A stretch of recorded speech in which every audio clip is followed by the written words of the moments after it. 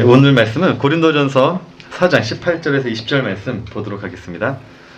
어떤 이들은 내가 너에게 나아가지 아니할 것 같이 스스로 교만하여졌으나 주께서 허락하시며 내가 너에게 속히 나아가서 교만한 자들의 말이 아니라 오직 그 능력을 알아보겠으니 하나님의 나라는 말에 있지 아니하고 오직 능력에 있음이라. 아멘. 자, 오늘은 고린도전서 51강이고요. 제목은 믿음을 드러낸 기둥이라는 제목으로 우리가 오늘 말씀 나누기로 합니다. 저번 주에 이어가지고 하나님의 나라는 말에 있지 않고 오직 능력이 있다는 이 사도 바울이 한 말이 어떤 말인지에 대해서 살펴보려고 합니다. 우리가 저번 주에 잠시 믿음이라는 것에 대해서 나눴는데, 자, 믿음이라는 게 어떤 것이라고 했냐면 예수 그리스도께서 행하신 것을 믿게 되는 것을 가리켜 믿음이라고 했습니다.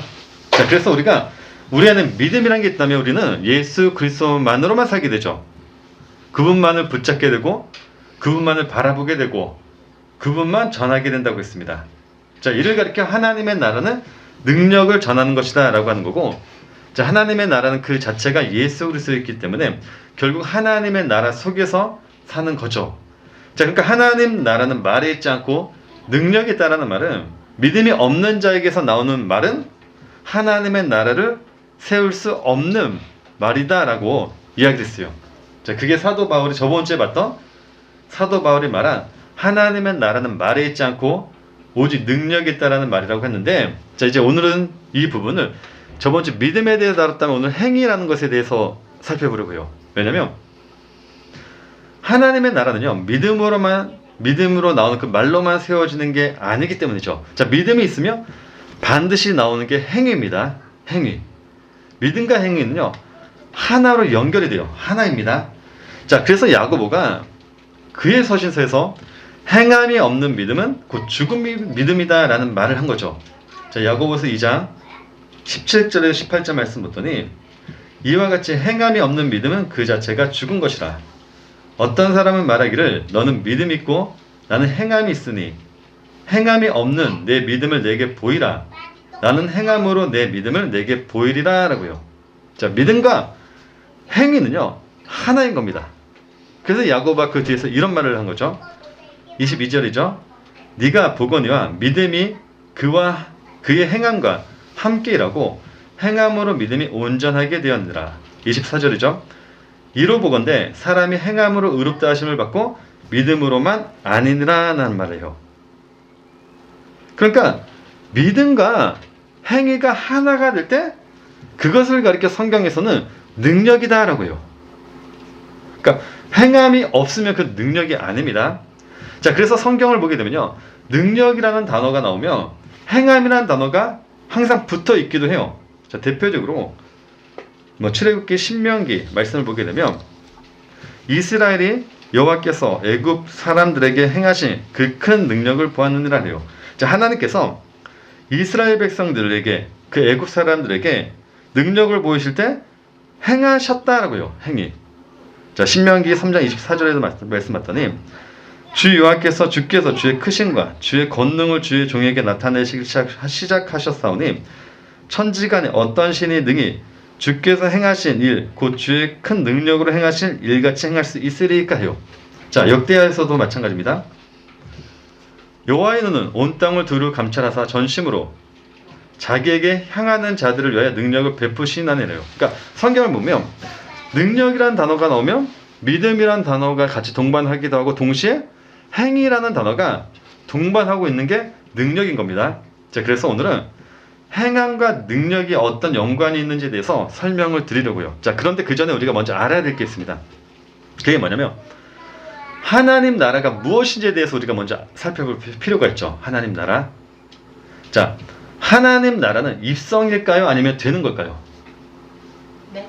하나님 나라는 우리들이 하나님의 나라로 들어가야 되는 걸까요? 아니면 하나님 나라가 되는 걸까요? 우리가?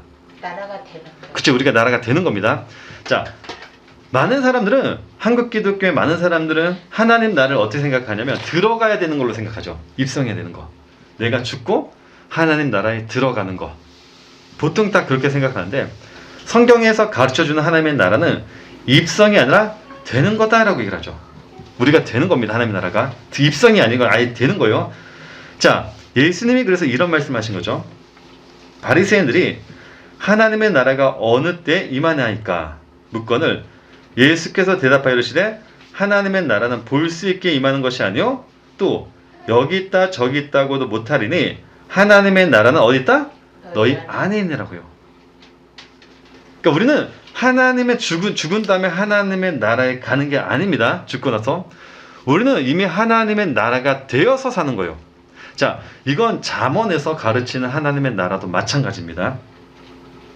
자, 잠언을 보면요, 잠언은 지혜로 하나님의 나라가 이 땅에 어떻게 서는 것에 대해서 설명을 하고 있는데, 자, 잠언에서 가르쳐 주려고 하는 건 지혜를 통해 너희들이 하나님의 나라로 입성해라, 이게 아니라 지혜를 통해 하나님의 나라가 되라라는 것에 대해서 가르쳐 주는 게 잠언이죠.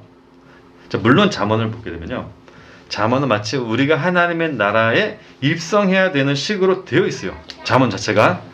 자, 예를 들어 가지고 잠언 1장 20절에서 23절, 8장 9장에 보게 되면요, 이런 말씀이 있습니다. 지혜가 길거리에서 부르며 광장에서 소리를 높이며 시끄러운 길목에서 소리를 지르며 성문 어귀와 성중에서 그 소리를 발하 이르되 너희 어리석은 자들은 어리석음을 좋아하며 거만한 자들은 거만을 기뻐하며 미련한 자들은 지식을 미워하니 어느 때까지 하겠느냐. 나의 책망을 듣고 돌이키라. 보라, 내가 나의 영을 너에게 부어주며 내 말을 너에게 보이리라 해요. 뭐냐면 지금 이것들은 지혜의 초대에 대한 이야기입니다. 자, 잠언 8장 1절에서 5절에서도 마찬가지로 지혜의 초대에 대한 구절이죠. 지혜가 부르지 아니하느냐, 명철이 소리를 높이지 아니하느냐, 그가 길가의 높은 곳과 내거리에 서며 성문 곁과 문 어귀와 여러 출입하는 문에서 불러 이르되 사람들아, 내가 너희를 부르며 내가 인자들에게 소리를 높이노라. 어리석은 자들아, 너희는 명철할지니라. 미련한 자들아, 너희는 마음이 밝을지니라 래요. 자, 지금 읽은 구절들은 지혜의 초대에 대한 구절이에요. 자, 9장에서도 마찬가지죠. 지혜가 그의 집을 짓고 7 기둥을 다듬고 짐승을 잡으며 포도주를 혼합하여 상을 갖추고 자기의 여종을 보내어 성중 높은 곳에서 불러 이르기를 어리석은 자는 이리로 돌이키라. 또 지혜 없는 자에게 이르기를 너는 와서 내 식물을 먹으며 내 혼합한 포도주를 마시고 어리석음을 버리고 생명을 얻으라. 명철의 길을 행하라 하느니라. 자, 잠언에 보게 되면 이 외에도 많은 구절들이 있는데 잠언의 특징 중 하나가 뭐냐면 지혜로부터 초대입니다. 지혜가 하나님의 나라를 완성을 했어요. 그리고 사람들을 부르죠. 마치 하나님의 나라를 만들어 놓고 그의 백성들을 초대하는 식으로 되어 있습니다. 자, 그런데 그 초대에 사람들이 응한 사람이 있습니까? 응한 사람이 없죠. 왜냐하면 인간은 철저히 자기 유익을 위해 사는 자들이기 때문에요. 자기 유익을 사는 사람들이 인간이기 때문에 인간들은 절대로 하나님의 그 초대 부름에 응하지를 않습니다. 그 이유의 실제적인 이유는 죄가 하나님의 말씀을 곡하게 만들어서 우리들을 이미 하나님으로 만들어 놓았기 때문이죠. 그러니까 하나님 나라가 임해서 하나님의 백성들을 초대를 할 때 인간들이 그 초대에 응할 수 없는 이유는 인간은요, 철저하게 이 땅에서 자신이 이미 하나님으로 되어 있기 때문에 그 초대에 응하지 않는다는 거예요. 자, 그래서 바울이 로마서에서 어떤 얘기를 한 거죠? 로마서 7장 말씀 봤더니 그러나 제가 기회를 타서 계명으로 말미암아 내 속에서 온갖 탐심을 이뤄나니 전에 율법을 깨닫지 못할 때는 내가 살았더니라고요. 내가 살았다. 율법을 알았을 때는 누가 살아나요? 율법을 우리가 알게 되면 죄가 살아납니다. 그쵸? 근데 율법을 깨닫지 못할 때는 누가 살아나냐면 내가 살아나죠. 이 말은 내가 이 땅에서 하나님으로 있다라는 그 말입니다. 자, 그래서 잠언 초반에 아예 전제를 깔아놔요. 전제를 깔아놓는데 어떻게 깔아놓죠? 잠언 1장 24절 말씀 봤더니 내가 불렀으나 너희가 듣기 싫어하였고 내가 손을 폈으나 돌아보는 자가 없었고 도리어 나의 모든 교훈을 멸시하며 나의 책망을 받지 아니하였은지라면서 잠언의 초대에 대해 있는데 아예 초반부터 아예 뭐라고 설명해 놨냐면 내가 초대를 해도 너희들은 내 말을 듣지 않을 거다라면서 이미 전제를 깔아놓고 잠언을 시작한다는 거죠. 자, 이 말씀은 예수님이 누가복음 14장에서 하신 비유이기도 하죠. 자, 누가복음 14장에 어떤 이야기죠? 잔치를 벌여놓고 사람들을 초대했는데 사람들이 뭐 하겠다고요? 자기를 위해서 하겠다는 거죠. 다 일치하게 사용하여 한 사람이래 나는 밭을 샀음에 아무래도 나가봐야 하겠으며 나를 양해하도록 하라. 나는 소 5켤을 샀으며 시험하러 가니 나를 양해하도록 하라. 나는 장가 들었으니 나는 가지 못하겠노라 하는 자라고 하면서 지혜 초대 사람들은 절대로 응하지 않는다는 거죠. 자, 그래서 하나님이 어떻게 하시겠다는 거죠? 하나님이 그의 나라를 만들어 놓고 사람들을 초대했는데 사람들이 응하지 않아요. 하나님이 이 세상을 만들어 놨습니다. 세상을 만들어 놓고 하나님의 나라를 완전하게 만들어 놨습니다. 그리고 사람들을 초대했는데 사람들이 그 초대에 응하지 않아요. 자, 그래서 하나님께서 어떻게 하시기로 했죠? 아예 내 나라를 그냥 너로 만들어 줄게. 내가 초대하지 않고 너라는 존재 자체를 내가 내 나라로 만들어 줄게 라고 하나님께서 설명하신 게 이 성경 말씀이죠. 자, 지혜서도 마찬가지입니다. 자, 지혜 잠언 8장 22절에서 36절의 내용이 어떤 내용이냐면 지혜를 메시아로 설명한 구절입니다. 자, 나로 말미암아 왕들이 8장 22절 23절 말씀 봤더니 여호와께서 그 조화의 시작 곧 태초에 일하시기 전에 나를 가지셨으며 만세 전부터 태초부터 땅이 생기기 전부터 내가 세움을 받았나니 하면서 쭉 나와요. 이건 뭐냐면 지혜를 메시아로 설명한 구절입니다. 자, 그 지혜가 결국에는 무엇을 설명하고 있냐면 이 땅에 내려와서 하나님의 나라를 세운다라는 게 잠언의 핵심입니다. 핵심. 자, 그래서 그 앞절인 8장 15절 말씀 보면 나로 말미암아 왕들이 치리하며 방백들이 공의를 세우며 나로 말미암아 재상과 존귀한 자 곧 모든 의로운 재판관들이 다스리니라 라고요. 자, 지혜가 이 땅에 내려와서 이제 하나님의 나라를 만들어 놓겠다라고요. 그런데 그 지혜가 결국 어디로 들어온다는 거죠? 내 안으로 들어온다는 거죠. 내 안으로. 그렇죠? 그 지혜가 결국은 내 안으로 들어온다는 거예요. 그러니까 우리는 그 죄를 받으면 내가 곧 뭐가 되는 거죠? 하나님의 나라가 되는 거죠. 자, 그래서 잠언에 보게 되면요, 이야기하는 건 뭐죠? 지혜를 뭐 해라? 구해라, 얻으라 라는 구절들이 있는 거죠. 예를 들어서 잠언 3장 14절 말씀 보게 되면 이는 지혜를 얻는 것이 은을 얻는 것보다 낫고 그 이익이 정금보다 나음이라고요. 또 잠언 31장에 보게 되면요, 마지막 장이죠. 그 지혜를 현숙한 여인으로 묘사를 해서 우리들은 현숙한 아내를 맞아야 된다라면서 그 결론을 종교를 시켜버리죠. 자, 그러니까 우리가 하나님의 나라에 입성해야 되는 게 아니라 우리는 하나님이 주신 지혜로 우리가 하나님의 나라가 되는 겁니다. 자, 그렇게 우리가 하나님의 나라가 돼서 공통적으로 예수 그리스도만 높이며 예수 그리스도만을 찬양하며 하나의 거대한 하나님의 나라가 되는 거죠. 그러니까 나라는 하나님의 나라가 서로 만나서 거대한 하나님의 나라를 만들어가는 거죠. 오직 예수 그리스도만 높이는. 자, 그래서 바울이 에베소에서 어떤 얘기를 한 거죠? 하늘에 있는 것이나 땅에 있는 것이다 그리스도 안에서 통일되게 하려 하심이라. 또 만물을 그의 발 아래 복종하게 하시고 그를 만물 위에 교회의 머리로 삼으셨느라. 그쵸? 골로새서 1장 28절 말씀 보니까 그는 몸인 교회의 머리시라. 그가 근본이시여 죽은 자들 가운데서 먼저 나신 이시니 이는 친히 만물의 으뜸이 되려 하심이라 라는 이런 말씀들이 있는 거예요. 자, 그렇게 나라는 하나님의 나라가 하나님의 지혜로 거대한 하나님의 나라가 됨으로 인해서 하나님의 집은 무엇으로 세워지는 거죠?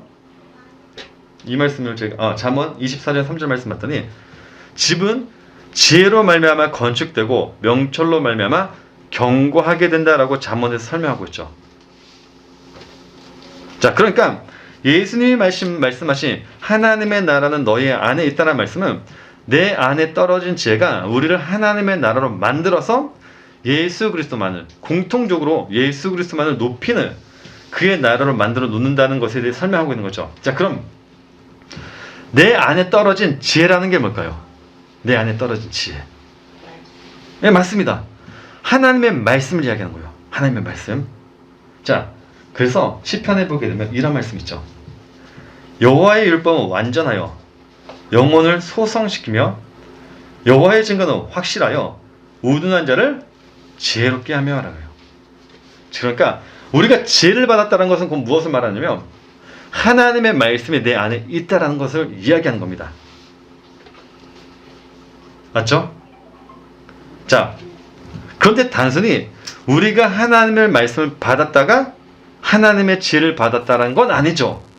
왜냐하면 하나님의 말씀이 내 안에 떨어지면 우리는 그의 말씀을 지킬 수밖에 없기 때문이죠. 그게 바로 하나님의 능력입니다. 그러니까 하나님의 지혜가 내 안에 있다면 우리는 그의 말씀을 지킬 수밖에 없게 되는 거예요. 이걸 가리켜 지혜라고 얘기를 한 겁니다. 그러니까 지혜가 내 안에 있다는 것은 단순히 하나님의 말씀이 내 안에 떨어져 있는 그 상태를 지혜다라고 하는 게 아니라 그의 말씀을 지킬 수밖에 없게 되는 걸 가리켜 지혜라고 하는 거예요. 자, 그래서 잠언에 보게 되면 이런 말씀들이 있는 거죠. 잠언 2장 20절 말씀 보면 지혜가 너를 선한 자의 길로 행하게 하며, 그쵸? 또 의인의 길을 지키게 하리니, 잠언 4장 6절 말씀 보면 지혜를 버리지 말라, 그가 너를 보호하리라. 그를 사랑하라, 그가 너를 지키리라. 그쵸? 잠언 28장 7절 말씀 보니까 율법을 지키는 자가 누구다? 지혜로운 아들이다 라고요. 자, 그러니까 하나님의 말씀이 내 안에 떨어졌어요.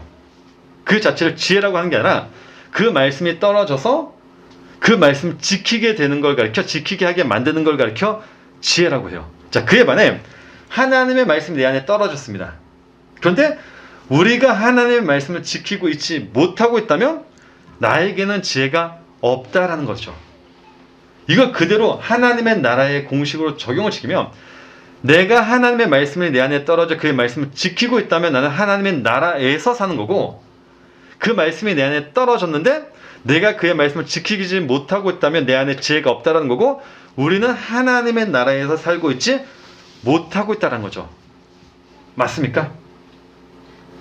아니죠. 예, 아니죠. 왜냐하면 이스라엘 백성들 봐보세요. 이스라엘 백성들은 하나님의 말씀을 받았습니다. 그렇죠? 그들은 하나님의 말씀을 늘 받고 묵상하며 살았어요. 그의 말씀을 지키고 있었죠. 열심히 11조하고 금식도 했다고 하고 말씀도 가르쳤다고 하고, 그들은 그렇게 열심히 하나님의 말씀을 613개의 조항으로 만들어가지고 하나님의 말씀을 지키고 있었어요. 근데 하나님의 지혜신 예수님이 이 땅에 오셔서 뭐라고 하셨죠? 너희들은 누구다? 독사의 자식들이다. 너희들은 누구다? 너희들은 신이다. 너희들은 신이라고 해버려요. 독사의 자식들아, 이 신이라고 한다니까요. 자, 요한복음 10장 34절에서 35절 말씀 볼까요? 예수께서 이르시되 너희 율법에 기록된 바 내가 너희를 신이라 하였노라 하지 아니하였느냐. 성경은 폐하지 못하나니 하나님의 말씀을 받은 사람들을 신이라 하셨거느니라. 자, 이 말씀이 어떤 말씀이죠? 바리새인들은, 율법주의자들은요, 하나님의 말씀을 받아가지고 하나님의 말씀을 열심히 지켰습니다. 그들은 열심히 하나님의 나라로 살아가고 있었어요. 근데 예수님이 오히려 그들을 가르쳐 너희들은 신이라고 해버려요. 왜 그렇죠? 그들은 지혜를 잘못 이해했기 때문에, 그 능력을 잘못 이해했기 때문에요. 그들은 하나님의 지혜를 그냥 세상의 지혜로 생각했기 때문이죠. 그러니까 우리가 하나님의 말씀을 받고 그의 말씀을 지키게 되었다고 한들 그건 하나님의 나라도 아니고 하나님의 백성도 아니라는 겁니다. 그렇죠?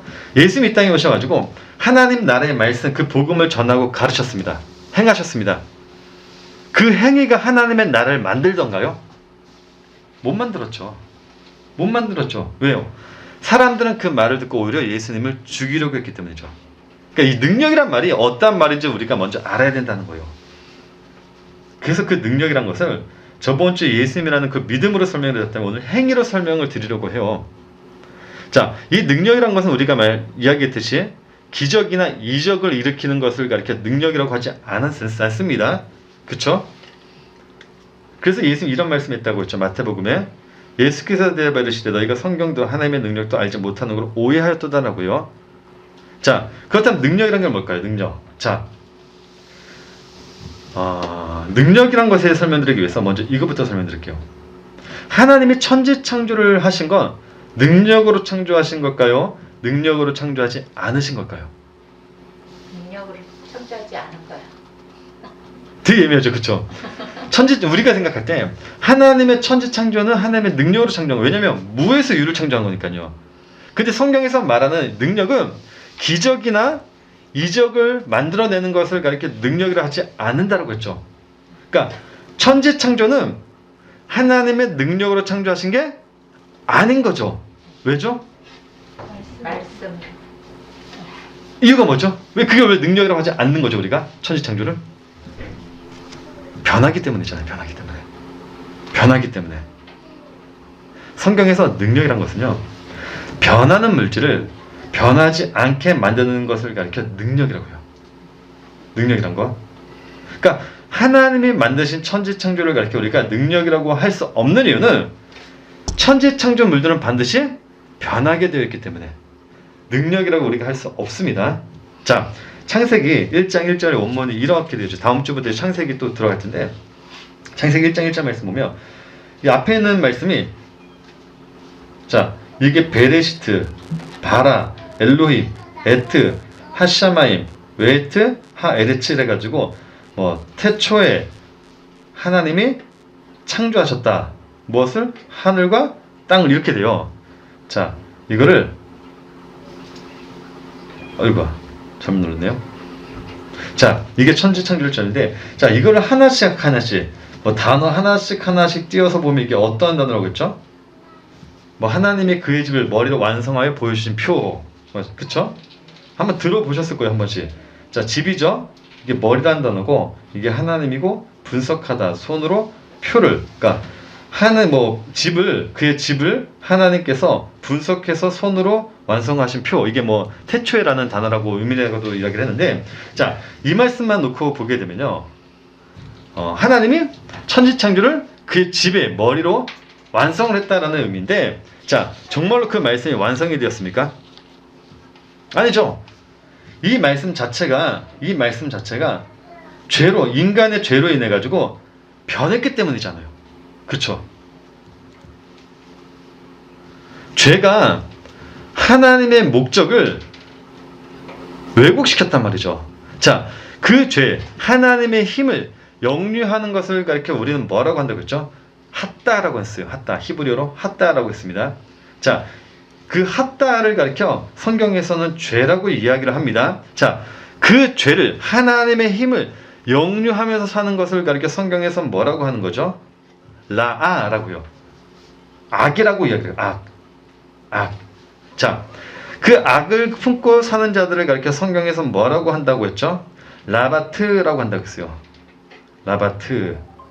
이게 뭐냐면, 이게 두 개만 하면 이걸 레브라고 했죠. 마음에 무엇이 들어온 거? 뱀이 들어온 거. 파멸하다, 파괴하다라는 의미를 가지고 있죠. 자, 이러한 사람들을 가리켜 성경에서는 뭐라고 얘기하면 어리석은 자라고 해요. 어리석은 자. 자, 그래서 다윗이 뭐라고 한 거냐면, 어리석은 자는 그의 마음에 이르기를 하나님이 없다도다. 그들은 부패하며 가증한 악을 행하며 선을 행하는 자가 없도다라고 해요. 그렇죠?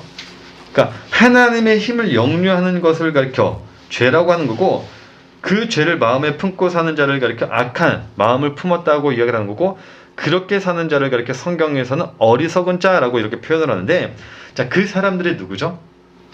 우리죠, 우리죠. 그래서 사도 바울이 어떠한 얘기를 한 겁니까? 기록된 바 의인은 없나니 하나도 없으며 깨닫는 자도 없고 하나님을 찾는 자도 없고 다 치우쳐 함께 무익하게 되고 선을 행하는 자는 없나니 하나도 없도다라고요. 자, 그 말은 곧 하나님이 창조하신 창조물들은 이미 무엇을 했다는 거죠?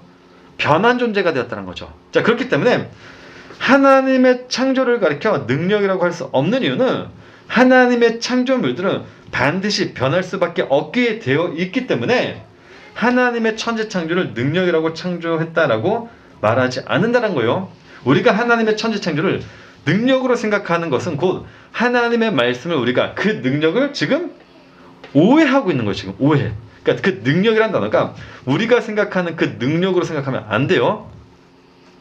자, 그런데 성경에서는 하나님을 어떤 하나님이라고 하죠? 능력의 하나님이라고 해요. 그렇죠? 그의 말씀도 능력의 말씀이라고요. 자, 예를 들어가지고 시편 이런 말씀 보게 되면 여호와는 맹세하고 변하지 아니하시라. 말라기 말씀 보니까 나 여호와는 변하지 아니하니라. 뭐 시편 33편 9절 말씀 보니까 그가 말씀하심에 이루어졌으며 명령하심에 경고 있었다. 뭐 예레미야 44장 29절 말씀 보면 여호와의 말씀이니라. 내가 이곳에서 너희를 벌할 표징이 이것이라.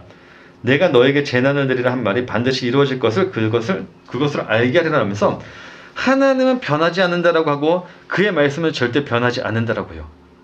자, 그 이유가 뭐죠? 왜 하나님을 능력의 하나님이라고 하고 그의 말씀은 우리들은 왜 능력의 말씀이라고 하는 걸까요? 그러니까 왜 변하지 않는 거죠? 왜? 그 변하지 않는 이유가 무엇일까요? 그게 능력의 핵심인 거죠.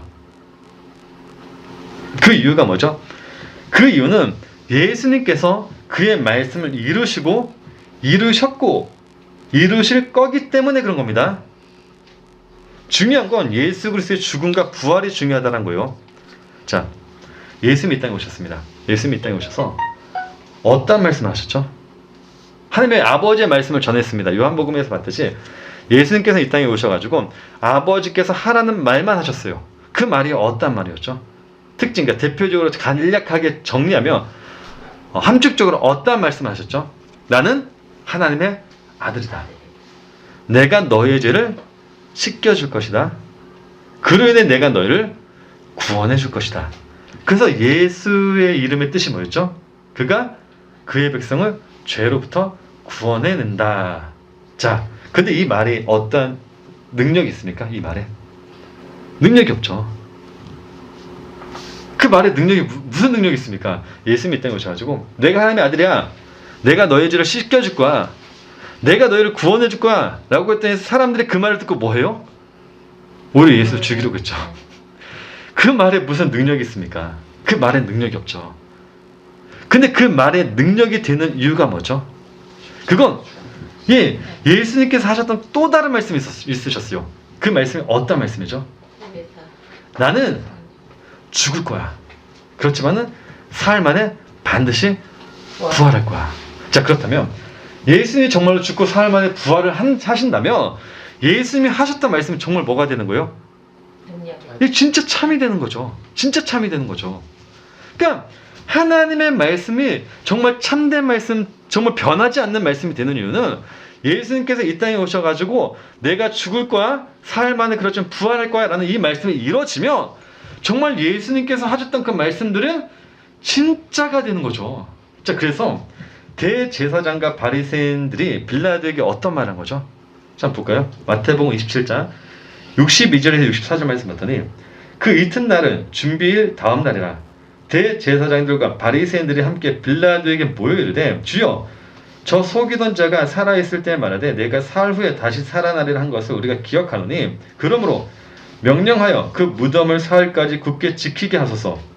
그의 제자들이 와서 시체를 도둑질하여 가고 백성에게 말하되 그가 죽은 자가 언제 살았다 낫다 하며 후의 소금이 전보다 더 클까 하나이다 하니 이런 말을 한 거예요. 이들에게 정말 두려운 게 뭐냐면 정말 예수님이 하셨던 그 말씀이 증명될 수 있는 이유는 예수님이 만약에 사흘 만에 살아나면 그 말씀들이 증명이 되는 거니까 바리새인들과 대제사장들은 두려웠어요. 그래서 빌라도에 찾아가지고 저 예수가 사흘 만에 살아나지 못하게 막아달라는 거죠. 살아나면 안 되니까요. 근데 예수님이 어떻게 하셨죠? 정말로 살아나셨죠. 그 예수님이 자신을 가리켜 뭐라고 하죠? 나는 부활이다, 생명이다 라고요. 그러니까 예수님의 죽음과 부활이 중요한 이유는 예수님이 하셨던 그 말씀들, 아버지의 말씀들이 그의 죽음과 부활로 참된 말씀, 변하지 않는 말씀이 되는 거기 때문에, 그쵸? 변했던 자들을 다시 변하지 않게 만드는 사건이기 때문에 예수 그리스도의 죽음과 부활이 중요한 거죠. 이것을 가리켜 우리는 뭐라 그러죠? 능력이라고 해요. 능력. 그러니까 성경에서 말하는 능력이란 말은 뭐 무에서 유를 창조하고 기적을 일으키는 것을 가리켜 능력이라는 것이 아니라 예수 그리스도의 죽음과 부활만을 가리켜 능력이라는 거죠. 그의 죽음으로 인해 가지고 그의 부활로 인해서 창세기 1장 1절이 어떻게 되는 거죠? 변했던 사건들이 변하지 않았던 사건들이 되는 거죠. 참된 말씀이 되는 거죠. 창세기 1장 1절 그 말씀이 성도님들 시그널이라는 드라마 예전에 보신 적 있으십니까? 시그널. 아, 드라마를 잘 안 보시나 봐요. 가끔 드라마에 설명드리면 잘 모르시는 것 같아요. 시그널이라는 드라마가 어떤 드라마면요. 현재 이제 사람이 있어요. 현재와 과거의 사람이 전화로 통화를 하면서 과거의 일을 잡아가는 건데, 자, 이 사건의 핵심은 뭐냐면 과거에 벌어졌어요. 벌어진 일을 미래에서 다시 교정을 하는 거예요. 그 일이 마치 벌어지지 않은 일처럼 만들어 놓는 거죠. 이런 것과 마찬가지로 하나님의 말씀은 창세기 1장 말씀은 반드시 변하게 되어 있어요. 변할 수밖에 없죠. 근데 예수님께서 이 땅에 오셔가지고 그 사건을 마치 없었던 사건, 인간들이 죄를 지었습니다. 아담이 지은 죄로 인해서 모든 인류가 죄 속에 빠졌어요. 죄 속에 빠지는데 예수님께서 오심으로 인해 가지고 그 사건이 마치 없었던 사건이 되는 거죠. 미래에 이뤄질 그 죄의 사건들도 예수님의 그 십자가의 부활로 인해 가지고 벌어질 그 일들도 어떻게 되는 거죠? 없었던 일이 되는 거예요. 그걸 가리켜 성경에서는 뭐라 그래요? 하나님의 능력이라고 해요. 변하지 않게 만드는 거. 변했던 자들 변하지 않게 만드는 거. 자, 그래서 바울이 고린도전서에서 이런 얘기를 한 거죠. 십자가의 도가 멸망하는 자들에게는 미련한 것이요 구원을 받는 우리에게는 뭐다? 하나님의 능력이다. 그걸 능력이라고 한다니까요. 그걸. 정리되십니까? 근데 예수님이 뭐라고 하시죠? 그 능력을 우리들에게 주었대요. 우리들에게 주었다고 하셨네요. 자, 대표적으로 우리가 다 알고 있는 사도행전 1장 8절이죠. 오직 성령이 너에게 임하시면 너희가 권능을 받고, 여기서 권능이라는 말이 뭐라고 했죠? 능력이라고 했어요. 마태복음 28장 말씀 보게 되면 예수님이 제자들 파송하실 때도 내가 너에게 권능을 주었다라고 해요. 자, 능력이라는 단어, 이 권능이라는 단어가 어떤 단어라고요? 변하는 물질을 변하지 않게 만드는 것을 가리켜 능력이라고 한다고 했어요. 그런데 우리가 그 능력을 받았대요. 우리가 받았다는 건 곧 뭐라는 거죠? 우리도 반드시 십자가에서 죽어야 한다는 거죠. 왜냐하면 그래야 우리가 전했던 것들, 내 안에 떨어진 하나님의 말씀이 완성이 되는 거기 때문이죠. 근데 그 말씀을 자신의 죽음으로 보지 못하는 자들이 있기 때문에 예수님이 그들을 가리켜 신이라고 하는 거예요. 신. 그러니까 이런 겁니다. 하나님의 말씀을 지킨다는 것은 문자 그대로 내가 그의 말씀을 지키면 된다는 걸 말하는 게 아니라 내가 그 말씀을 통해 내가 죽는 걸 말하는 거죠. 그 죽음을 가리켜 능력이라고 하는 거고요. 그렇죠? 근데 그 능력은 어디서 일어나요? 반드시? 내 안에. 십자가에서 일어나죠. 십자가. 십자가에서. 반드시 십자가에서 일어나야 돼요. 반드시 십자가. 십자가가 아니면 그 능력은 일어날 수가 없습니다. 왜냐면 일반 생활 속에서도 그 죽음의 삶을 사는 사람들이 너무나도 많아요. 죽음의 삶을 사는 사람들. 바울이 그 로마서에 뭐라죠? 누군가는 다 다른 사람을 위해서 죽는 사람은 있으나, 그쵸? 그런 이야기를 한단 말이죠. 누구나가 자기 죽음의 삶을 살 수가 있어요. 근데 그 죽음은 가짜 죽음인 거죠. 왜냐하면 진짜 죽음은 어디서 일어나야 되기 때문이죠? 십자가에서만 일어나야 되기 때문이에요. 왜냐면 예수님이 그 능력을 십자가에서 드러내셨기 때문이죠. 그렇죠? 그러니까 십자가라는 것은 단순히 예수님이 죽은 곳을 의미하는 게 아니라 하나님의 능력을 드러낸 곳을 가리켜 우리는 십자가라고 하는 겁니다. 자, 그렇다면 하나님이 우리에게 그 권능을 주셨다면 우리도 반드시 십자가에서 죽어야 한다는 거예요. 그렇다면 우리가 죽어야 하는 십자가는 어디에 있을까요? 어딜까요? 그곳이 어딜까요? 중요한 그거예요. 그 십자가는 어딜까요? 다시 뭐 예수님 때로 뭐 이 예루살렘도 다 변했는데 뭐 그때로 돌아가야 되는 것도 아니고 백투더 퓨처도 아니고 그 십자가에 죽어야 된대요. 그곳이 어딜까요? 그건 내가 하나님의 말씀으로 죽었다면, 정말로 내가 죽었다면 성경에서는 그곳을 가리켜 뭐라고 하냐면 십자가라고 해요. 내가 죽은 그곳을 가리켜 십자가라고 이야기를 합니다.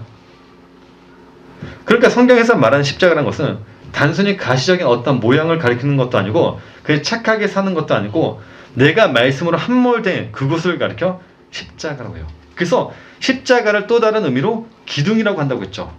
자, 기둥이 어떠한 의미라고 했죠?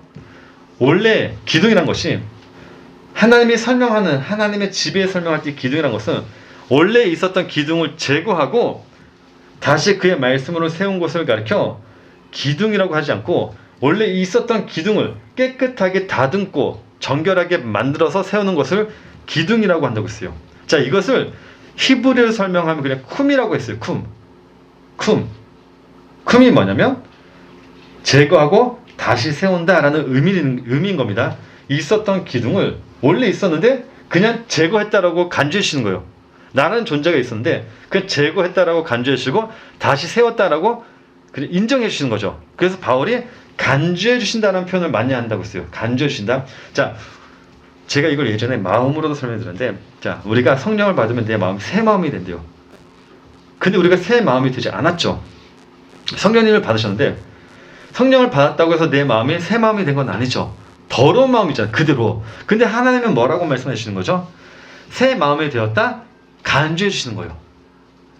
나는 원래 그대로인 것 같은데 그냥 나는 제거되고 새 사람이 되었다? 간주해 주신다는 겁니다. 마찬가지로 예수님의 십자가의 부활 역시 죄로 있었던 사건들은 변하지 않아요. 그대로 있는데 하나님은 뭐라고 해주시는 거예요? 없었던 사건이다 라고 간주해 주시는 겁니다. 자, 그래서 바울이 우리라는 기둥을 설명할 때 어떻게 설명한다고 했죠? 자, 우리가 전에 봤던 고린도전서 3장 10절에 16절입니다. 내게 주신 하나님의 은혜를 따라 내가 지혜로운 건축자와 같이 터를 닦아둠에 다른 이가 그 위에 세우나 그러나 각각 어떻게 그 위에 세울까를 조심할지나 이 닦아둔 것 외에 능히 다른 터를 닦아둘 자가 없으니 이 터는 곧 예수 그리스도라. 만일 누구든지 금이나 은이나 보석이나 나무나 풀이나 지프로 이 터 위에 세우면 각 사람의 공적이 나타날 터인데 그 날이 공적을 밝히리니 이는 불로 나타내고 그 불이 각 사람의 공적이 어떤 것을 시험할 것이라. 만일 누구든지 그 위에 세운 공적이 그대로 있으면 상을 받고 누구든지 그 공적이 불타며 해를 받으리니 그러나 자신은 구원을 받되 불 가운데서 받은 것 같으라. 너희는 너희가 하나님의 성전인 것과 하나님의 성령이 너희 안에 계시는 것을 알지 못하느냐라는 이 이야기를 한다고 했어요. 자, 이 구절이 어떠한 말씀이라고 했죠? 하나님의 그 예수라는 터에 나라는 기둥을 불에 태워가지고 세우는 기둥에 대해 설명한 구절이라고 설명을 드렸습니다. 기억나시죠? 자, 그래서 우리들은 그냥 하나님의 말씀이라는 그 위에서 죽고 하나님의 기둥으로 그냥 세워진 자들이에요. 그래서 성경에서는 하나님의 나라에 대해 설명할 때 바울이 디모데에게 이러한 의미로 하나님 나라에 대해 설명했죠. 자, 디모데전서 3장 15절에 16절 말씀 보게 되면요. 만일 내가 지체하며 너로 하여금 하나님의 집에서 어떻게 행하여 할지를 알게 하려 함이니 이 집은 살아계신 하나님의 교회요 진리의 기둥과 터이라고요. 자, 하나님의 집, 하나님의 교회를 설명할 때 그 교회를 진리의 기둥과 터로 설명합니다. 자, 여기서 먼저 터는 무엇을 의미하는 거죠? 여기서 터는? 이건 예수 그리스도를 의미하는 거죠. 그래서 자, 그럼 예수 그리스도의 터는 어떤 터를 말하는 거죠? 이 터는 우리 밑에 있는 에베소서 2장 20절에 있는 말씀처럼 인간들의 삶에 맞게 표현을 하며 사도들과 선지자들의 터라고도 이야기를 해요. 예수 그리스도를 우리들의 삶으로 설명하면 사도들과 선지자들의 삶을 말하는 걸 예수 그리스도 터라고 이야기하는 겁니다. 그래서 에베소 2장 20절 말씀 보게 되면 너희는 사도들과 선지자들 터 위에 세우심을 입은 자라고요. 자, 그래서 고린도전서 말씀했더니 이 터를 누구라고요? 예수 그리스도라고 이야기를 합니다. 자, 그럼 사도들과 선지자들이 어떤 삶을 살았죠? 예수님과 친구하는. 예, 보이지 않는 믿음의 삶을 살았죠. 자, 보이지 않는 믿음이란 것은 아버지의 말씀을 전하며 사는 삶을 이야기하는 겁니다. 그렇죠? 그래서 히브리서 11장에 따르면 그들을 가리켜 예수 그리스도의 모형으로 있었던 자들이다라고 설명하고 있습니다. 자, 선지자들과 사도들은요, 보이지 않는 믿음의 삶을 살았어요. 보이지 않는 믿음이란 이 땅의 아버지의 말씀을 전하는 삶이라고 이야기를 합니다. 그런데 보이지 않는 그 믿음이 이 땅에 들어와서 보이는 믿음으로 나타나시죠. 그게 누구였죠? 예수 그리스도시죠. 예수 그리스도께서 보이지 않는 믿음이 어떠한 것인지에 대해 설명해 주셨습니다. 그건 곧 뭐냐? 아버지의 말씀을 전하는 것이다 라고 이래요. 그러니까 이 터를 이 터를 하나님이 말씀하셨던 그 집에 이 터를 예수 그리스도라고 한다면, 그렇죠? 보이지 않는 믿음이라고 한다면, 이제 보이는 믿음은 뭐라는 거죠? 기둥이란 거죠. 기둥. 아버지의 말씀을 전하고 죽는 거. 기둥. 보이지 않는 믿음을 터라고 하는 거고, 보이는 믿음을 성경에서는 기둥이라고 이야기를 한다는 거예요. 자, 그래서 갈라디아에서 말씀 보게 되면 이런 얘기를 한 거죠. 자기 부인하는 사람들, 자기 십자가를 진 사람들을 가리켜 기둥이다라고 이러는 거죠. 자, 그래서 성경에 제자들을 가리켜 기둥이라고 하는 구절이 있는 거죠. 지금 여기 말씀 보이시는 것처럼 바울이 이야기한 겁니다. 또 기둥같이 여기는 야고보와 게바와 요한도 내게 주신 은혜를 알므라고요. 자, 야고보와 게바, 요한만 나오지만은 성경에서는 하나님의 믿음대로 살았던 사람들을 기둥으로 설명을 해요. 자, 기둥으로 살았던 사람들은 누구죠? 보이지 않는 믿음을 보이는 믿음으로 드러낸 자를 가리켜 기둥으로 설명한다는 거죠.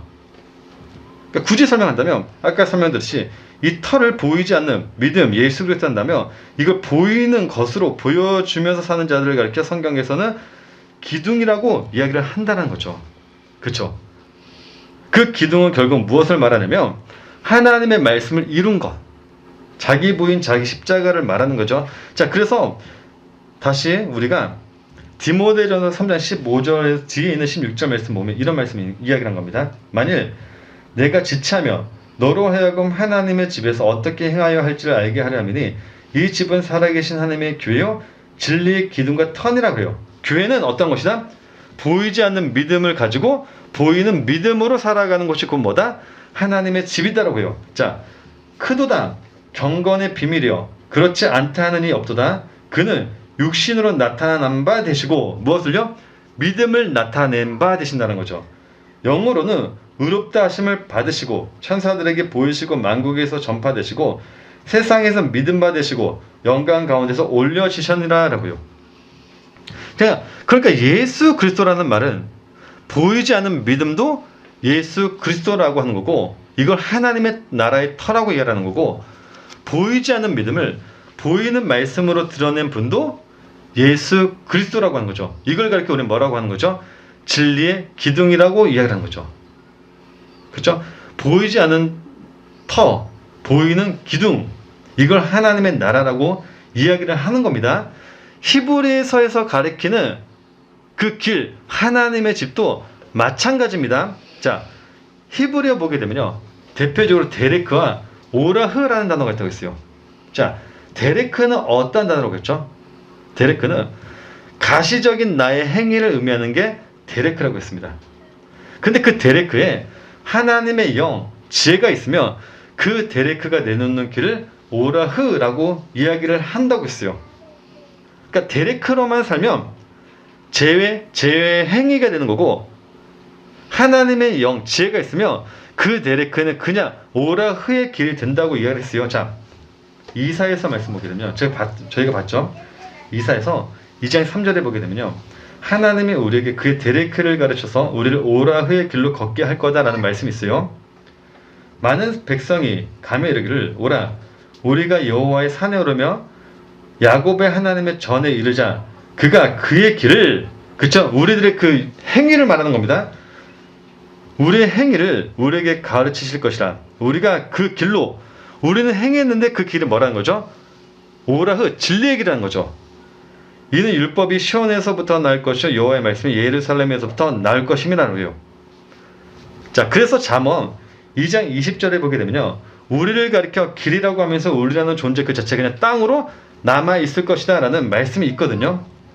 잠언 2장 20절에 22절 말씀 보게 되면 지혜가 너를 선한 자의 길로 행하게 하며 또 의인의 길을 지키게 하리니 대저 정직한 자는 땅에 거하며 완전한 자는 땅에 남아 있으리라. 그러나 악인은 땅에서 끊어지겠고 간사한 자는 땅에서 뽑히리라고요. 그러니까 우리가 십자가에서 죽는다는 것은 형이상학적인 것을, 어떠한 것을 말하는 것이 아니라 결국 보이지 않는 믿음이라는 하나님의 말씀을 내가 보여지고 있는 삶으로 살고 있다는 것 자체가 곧 뭐냐면 십자가에서 죽었다는 거고, 그게 바로 하나님의 집의 기둥이 되었다라는 말인 거죠.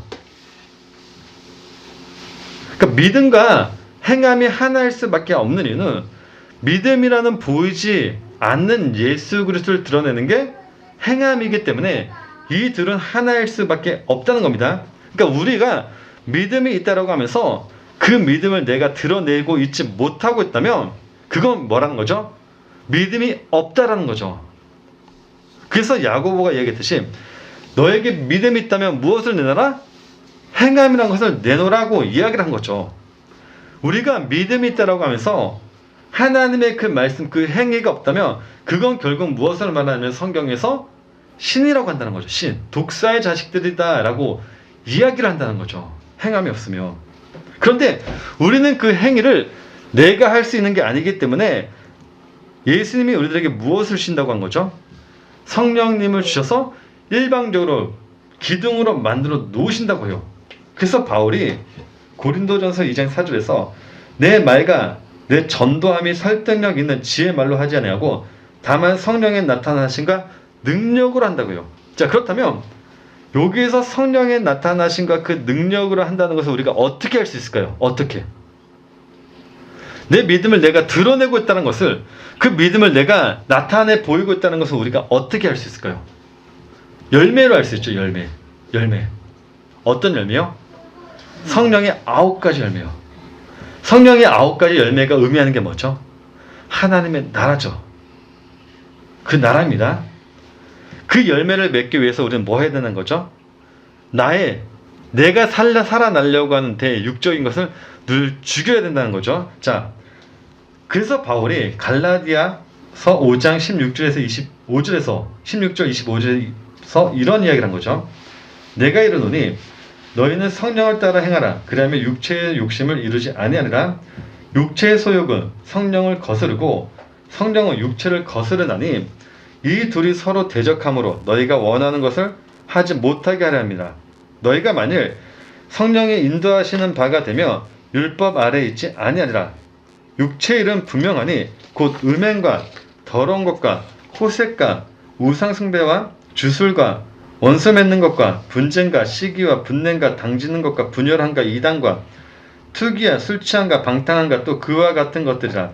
전에 너에게 경계한 것 같이 경계하노니 이러한 일을 하는 자들은 하나님의 나라를 유업으로 받지 못할 것이요 오직 성령의 열매는 사랑과 희락과 화평과 오래 참음과 자비와 양성과 충성과 온유와 절제니 이 같은 것을 금지할 법이 없다고 해요. 자, 이 말씀이 무슨 말씀인 거냐면 우리에게 성령의 9가지 열매가 없으면 하나님의 나라를 유업으로 받지 못하지만, 그쵸?